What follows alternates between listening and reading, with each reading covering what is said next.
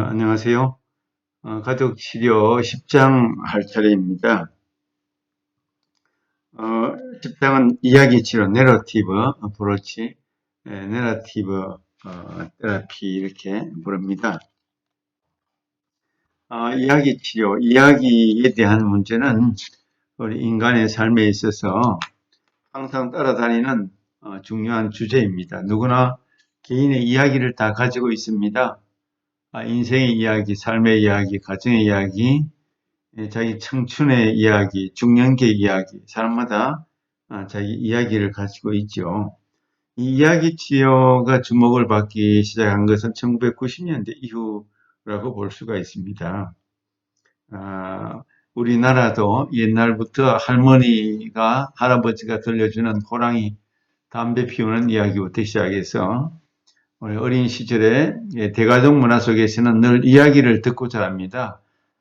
동네 이야기, 할아버지 이야기, 할머니 이야기, 동네 어떤 그 동네만 가지고 있는 독특한 신화 이야기가 있습니다. 그 이야기가 그 삶을 지배하고 동네를 지배하고 개인을 지배합니다. 그래서 부정적이고 나쁜 이야기를 가지고 살면 그 인생도 늘 부정적인 삶을 향해서 나가지만 늘 희망적이고 긍정적인 이야기를 가지고 살면 우리 희망 속에서 살 수 있을 것입니다. 예를 들어서 우리나라 1960년대, 70년대는 우리나라의 새마을 운동이 한창 진행되고 번창할 때였습니다. 그래서 시골에서는 늘 새벽마다 동사무소에서 새벽종이 울렸네, 새아침이 열렸네 하는 그런 새마을 운동가를 부르면서 하루를 시작합니다.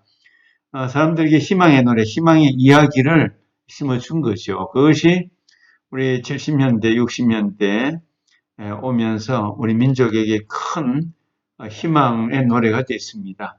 그때는 우리 늘 잘 살아보자는 그런 꿈의 이야기를 가지고 살았죠. 이야기 치료는 이처럼 우리 안에 있는 어떤 이야기를, 부정적인 이야기를 긍정적인 희망의 이야기로 바꾼다. 이렇게 관점을 보시면 좋겠습니다. 발달 배경에서 보면 대표적인 인물이 앱스턴과 화이트라고 할 수가 있습니다. 앱스턴과 화이트, 데이비드 앱스턴은 아직 살아 있고 마이클 화이트는 이미 세상을 떠났죠. 두 사람 다 한 사람은 호주 사람이고 한 사람은 뉴질랜드 사람이죠. 이야기는 항상 기성전결 구조를 가지고 있습니다. 여러 가지 복합적인 그런 이야기가 서로 얽히고 설키는 거죠. 각 개인마다 태어나서 사춘기가 되고 성인이 되기까지 수많은 이야기를 가지고 살아갑니다. 어떤 사람은 엄마 아빠가 많이 싸웠던 이야기, 그런 그 부정적인 이야기를 가슴에 담고 살아가고, 어떤 사람은 엄마가 심어준 꿈의 이야기를 가슴에 담고 살아갑니다. 사람마다 다른 이야기가 있죠. 그런 이야기를 배경으로 심리치료가 이루어진다고 보는 것인데, 이것은 어쨌든 후기 구조주의나 사회구성주의 같은 데 영향을 많이 받게 되었습니다. 앱스턴과 화이트라는 인물에 의해서 그게 발전이 됐고, 초기 가족치료의 전통을 많이 영향을 받게 됩니다. 우리 초기 가족치료라는 것은 일반 체계 이론과 사이버네틱스와 같은 관계, 상호 관계 중심의 그런 신념, 사고, 방향을 말하는 거죠. 밀란 모델의 순환적 질문. 밀란 모델은 주로 전략적 가족치료 모델 가운데 하나인데, 순환적인 질문.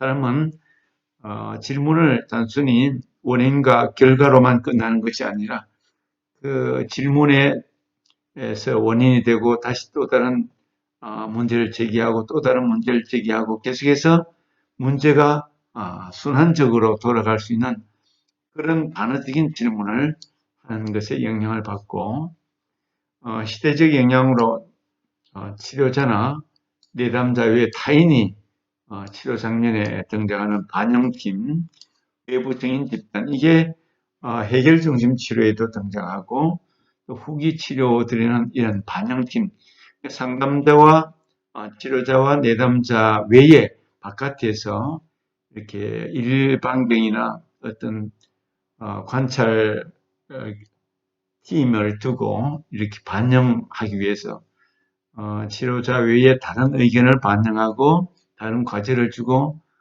다른 어떤 숙제를 내주고 참고할 수 있는 그런 팀을 두는 그런 경향이 있다는 거죠.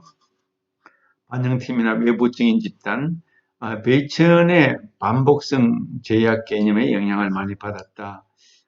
예, 베이천도 의사소통 이론의 대가로서 가족 치료에 많은 영향을 미쳤는데 이곳으로부터도 영향을 받게 되었고 후기 구조주의, 사회 구성주의, 페미니즘의 영향을 받기도 했다는 것입니다.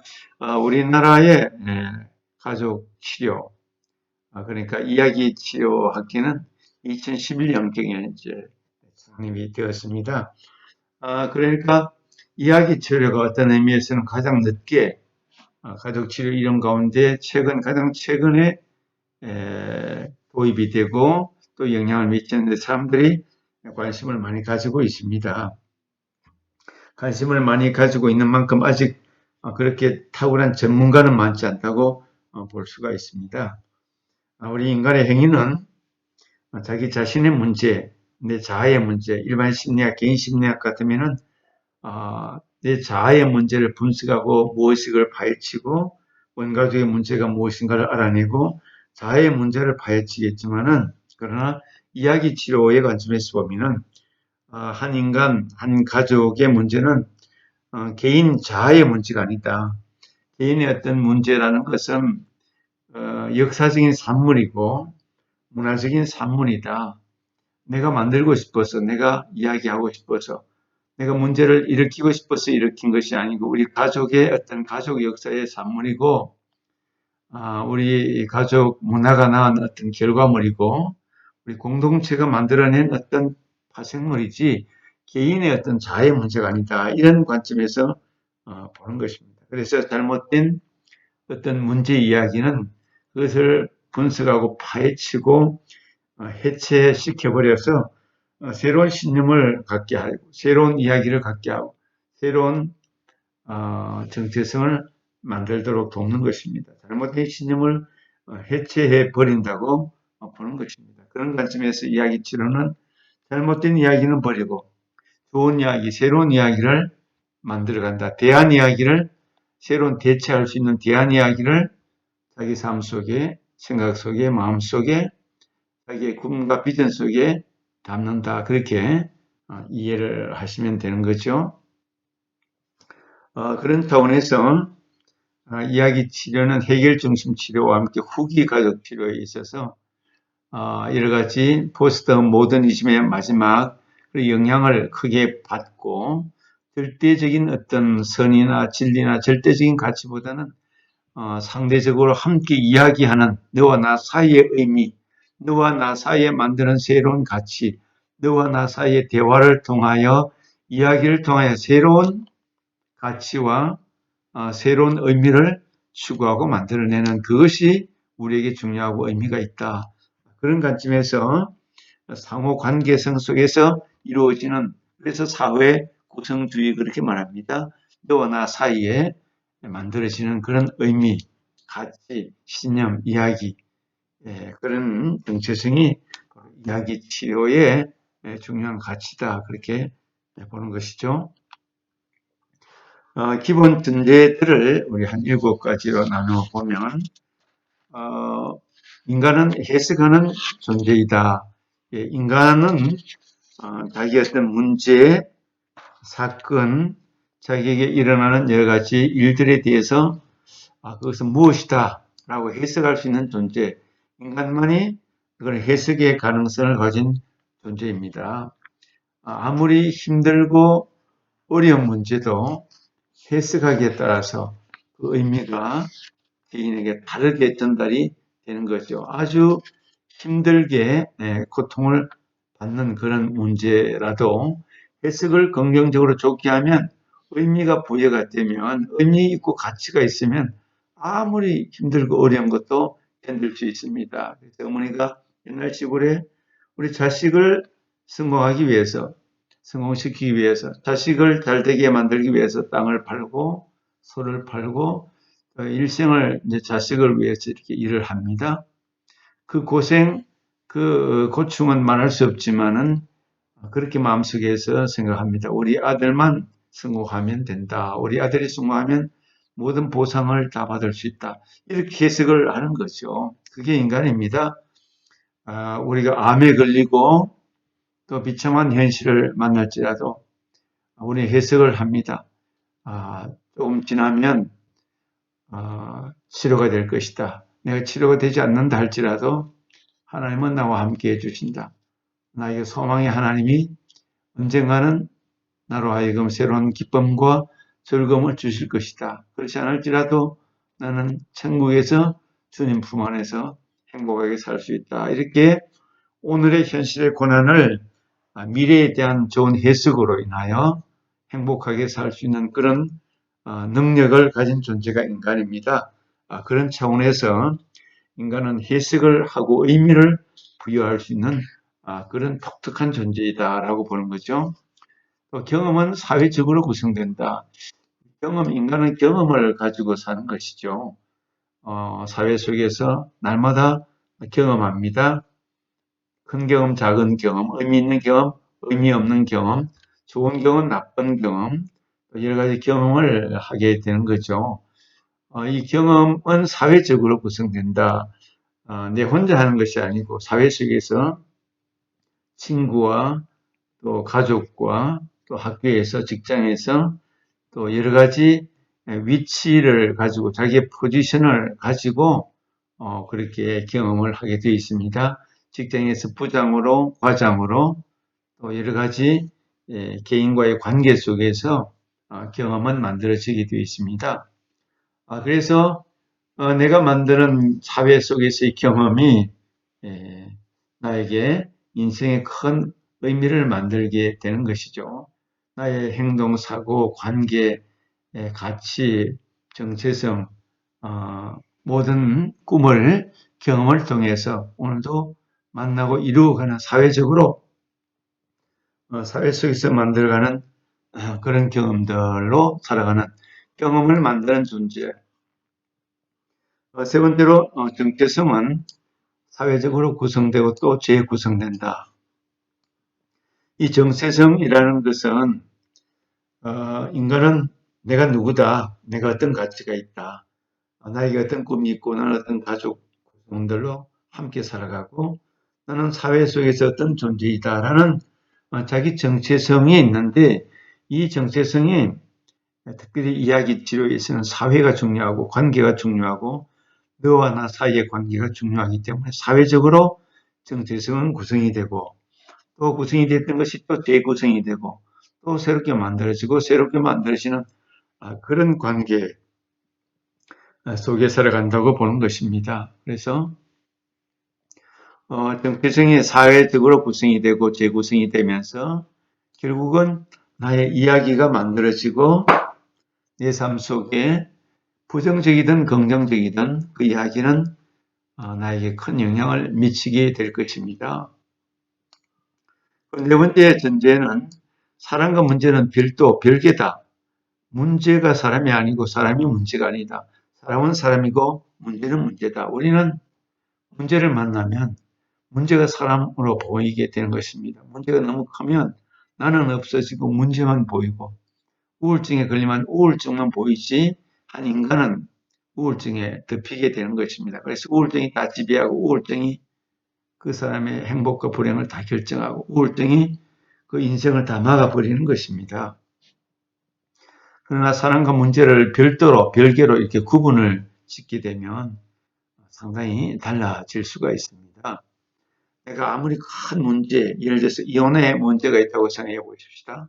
한 여인이 이혼을 해야 되는 굉장히 힘든 문제죠. 남편과 오랫동안 살다가 헤어진다는 것은 자녀 문제, 자기 미래 문제, 자기의 원가족과의 문제, 친구들과의 문제, 모든 것에 관련이 다 되어 있고 때로는 슬프고 우울하고 답답하고 분하고 억울하고 이런 문제들이 생겨 있는데 이혼의 문제에 갇혀 있으면 이 여성은 한 발짝도 앞을 나갈 수가 없습니다. 문제에 갇혀 있죠. 문제가 자기 인생 전부이죠. 그러나 문제를 별개로 생각한다면 이혼은 이혼이고 나는 나다. 이혼 문제를 남편하고 싸울 때는 그때 가서 싸우고 지금은 내가 행복하게 커피 마시고 행복하게 빵을 먹고 지금은 행복하게 영화 구경을 하고 지금은 친구들과 수다 떨고 문제를 외제화시킨다고 표현하죠. 바깥으로 내미는 것입니다. 문제를 내 마음속에서 분리시키는 것입니다. 그렇게 된다면 문제와 사람이 별개가 되는 것이죠. 이야기는 바로 그렇게 대한 이야기, 새로운 이야기를 내 마음속에 심기 위해서 내 안에 갖고 있는 잘못된 이야기를 해체시키고 파괴하고 분리시키는 것이죠. 그런 차원에서 생각해 볼 수가 있습니다. 또 기본 전제 다섯 번째 이야기는 삶이고 삶이 이야기다. 예.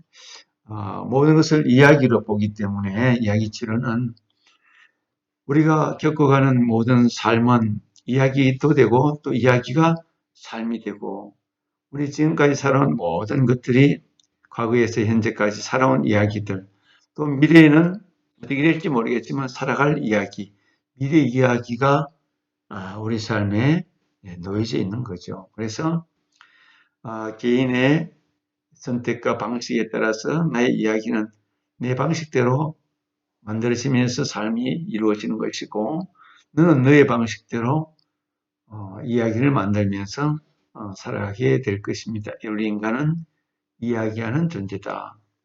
또 여섯 번째는 삶은 복합적인 이야기다. 단순하지 않다. 그래서 복합적인 이야기라는 말은 내 안에 많은 이야기를 담고 있다. 인생을 살아오면서 지금까지 많은 이야기를 품고 있다. 한 가지 이야기뿐만이 아니다.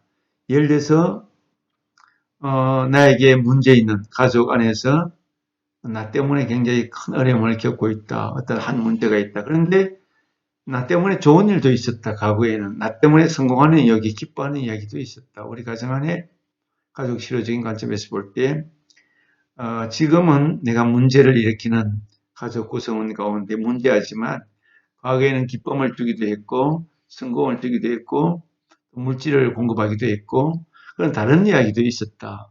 삶은 복합적인 이야기. 개인적으로 볼 때도 성공할 때 이야기, 실패할 때 이야기. 실패할 때 이야기만 이야기가 아니다. 나에게 성공할 때 이야기도 있었다. 그래서 복합적인 이야기 가운데 내가 선호하는 더 좋은 이야기를 취하고 그대로 선택해서 나가면 더 좋아진다 라고 보는 것이죠. 또 인간은 능동적인 행위자다. 인간은 수동적인 그런 존재가 아니다.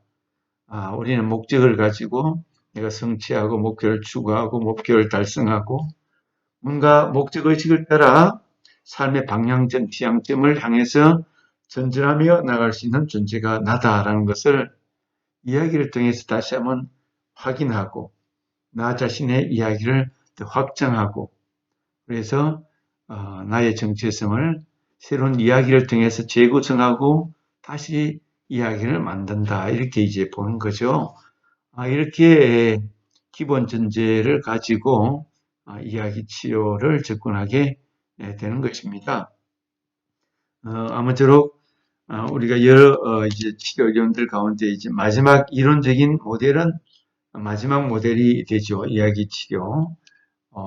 여러 가지 가운데 초기 가족 치료 이론들, 후기 가족 치료 이론들, 자기 마음에 드는 이야기, 그 모델이 있다면 잘 숙지하고 익혀서 기말 레포트로도 이렇게 하나 제출해 주시면 좋겠습니다.